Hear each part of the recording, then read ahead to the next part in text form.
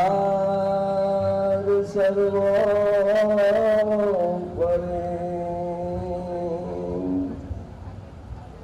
પરાત્પર પરમેશ્વર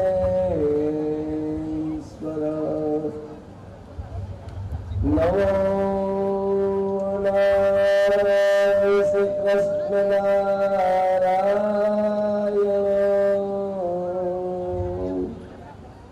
શ્રીપતિ પામને વળી મુક્તોને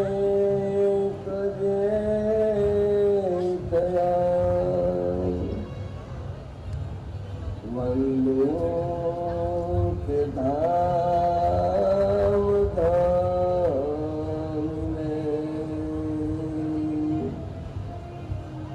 શ્રી કૃષ્ણ વલ્લભાચાર્ય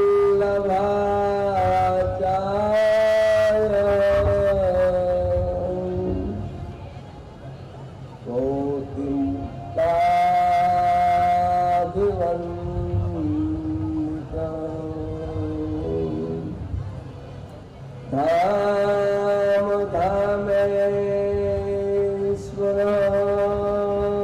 નાથ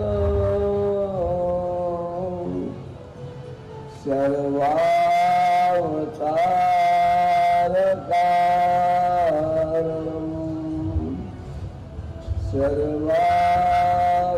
સર્વાવતાર કારણમ ત્વમેવ માતા ચ પિતા ત્વમેવ ત્વમેવ બંધો ચ સખા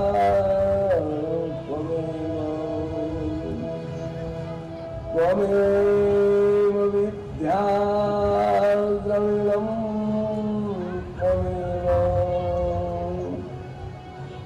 ત્વમેવ સર્વં મમ દેવ દેવ વિશ્વેશ છો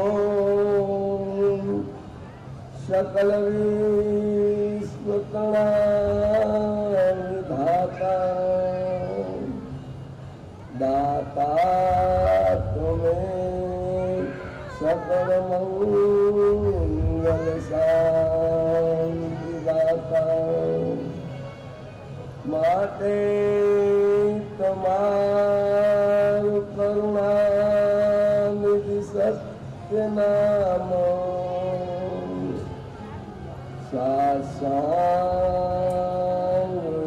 સાસંગનાથ તમને કરું પ્રણામ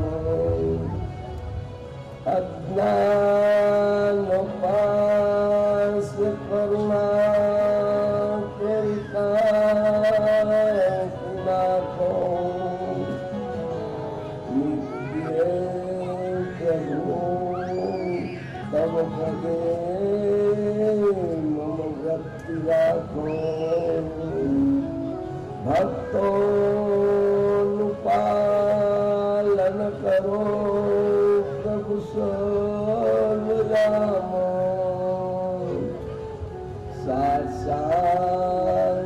સાસંગનાથ તમને કરું પ્રણામ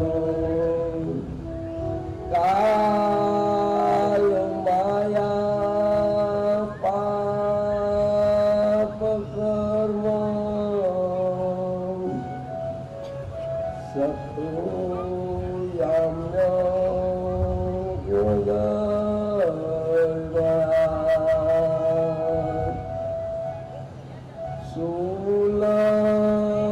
શૂલમીન ધ્વજ ધનુષ ચક્ર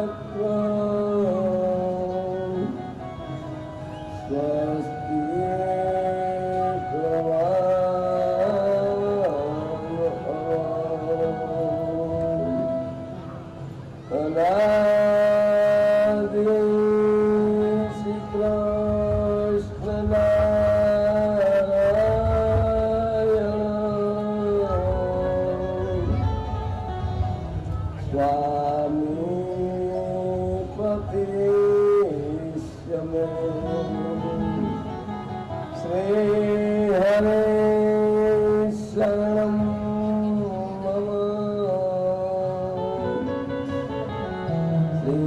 હરે શરણમ મમ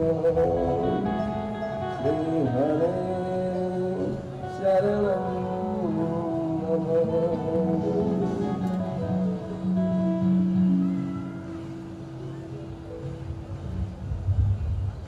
આપણા ઈષ્ટદેવ અનાદિ શ્રી કૃષ્ણ નારાયણના ચરણોમાં અને શ્રી હરિ શરણાગતિ સંત મંગલના ચરણોમાં નમન કરી વિશેષ વિસ્તાર તથા આજની દ્વિતીય સત્રના પ્રારંભ કરીશું. મહારાજની સંત મુક્ત મંડળને નમન કરી સમસ્ત ધામોના ધામી એવા ઈશ્વરોને નમસ્કાર કરી શ્રી હરિએ જે આ પ્રગટ પિયુષની કથા ભગવાનના મુક્ત ભક્ત એવા અમોને નિમિત્ત બનાવી સર્વના કરતા હતા ભગવાન તેણે આ શ્રી હરિ શરણાગતિ મંડળના મુક્તોને માટે ભક્તોને માટે સર્વ જીવાત્માઓને માટે આ પ્રગટ ભક્તિની કથા એની સમજણ એની ભક્તિ એની સેવા એ સર્વે છ પ્રકારે ભગવાનની જે ભજવાની રીતિ એનું જે આ રસપાન રૂપી જે આ કાવ્ય પ્રગટ પિયુષની કથા સર્વ વેદોના સાર રૂપ આ કથા છે. પ્રગટને ભગવા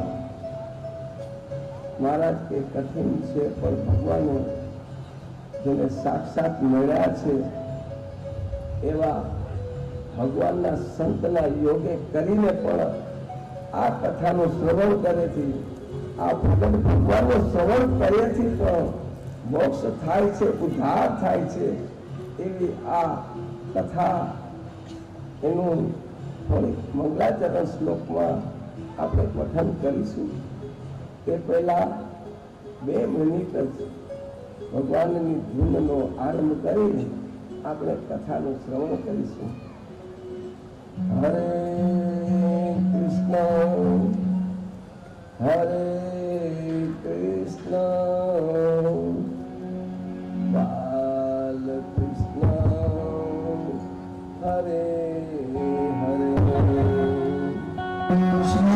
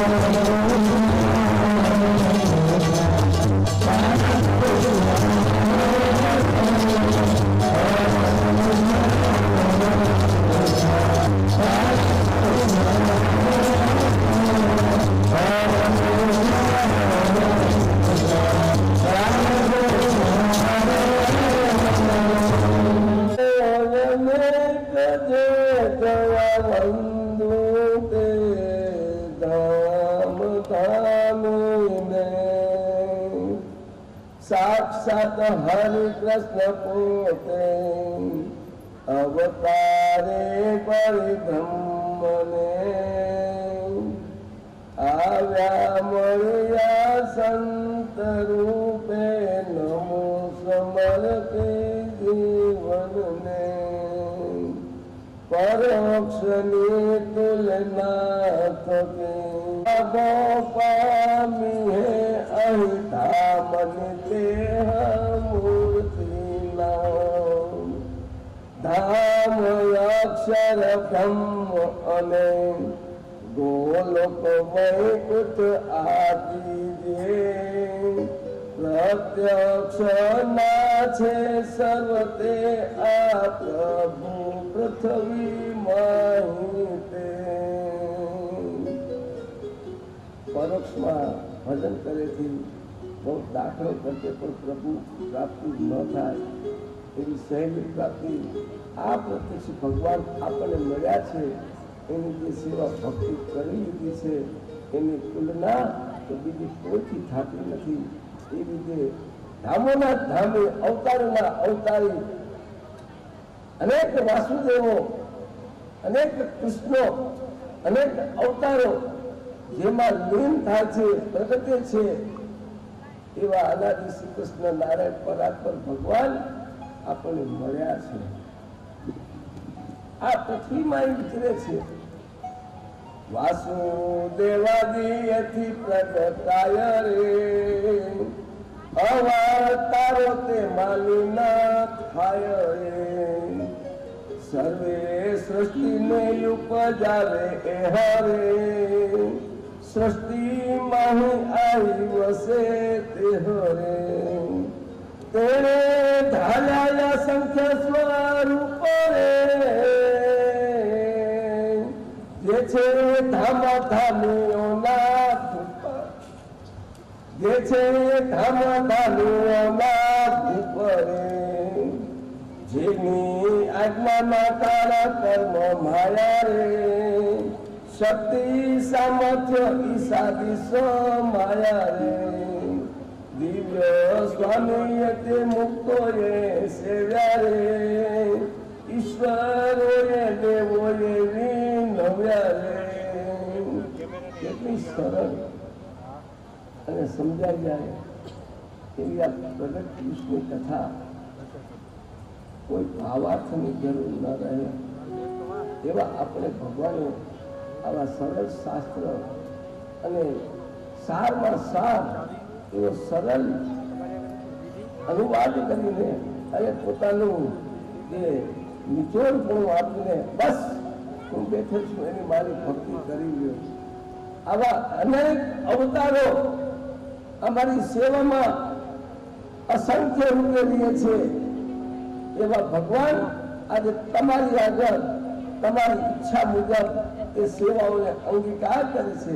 કેટલા આપણા ધન્ય ભાગ્ય છે. મનુષ્યોએ ભક્તિ તેની કીધી રે તેથી આપણા જેવી તનું લીધી રે. ધામમાં ભગવાનનું સ્વરૂપ કેવું છે? અનંત કોટી સૂર્યથી પણ અધિક ને અધિક તેજ વાળું એવું દિવ્ય તેજોમય શરીર ધામને વિશે રહેલું છે. તે આ ભગવાન જો આપણે મનુષ્ય તનને જો જોવા જાય તો આપણને સામર્થ્ય શક્તિ નથી. સૂર્ય પણ જેની આજ્ઞામાં રહીએ છે એ સૂર્યને પણ જોવા માટે આપણે શક્તિમાન નથી. હા, તો અસંખ્ય સૂર્યોના પણ અતિ પ્રકાશ વાળા અમારા શ્રી કૃષ્ણ નારાયણ આપણી સામે આપણા જેવા થઈને આપણે સુખ લાદ લડાવવાને માટે અવતાર ધારણ કર્યો છે. એ પ્રભુ કેવા સર્વે રીતે રમે ગમે ભેળા રે સુખ આનંદ આપે બહુ વેળા રે. સમજાય ગયું ને? તમે જયારે પણ મહારાજના દર્શન કરવા જાતા ત્યારે મહારાજે બધી પ્રકારની છૂટ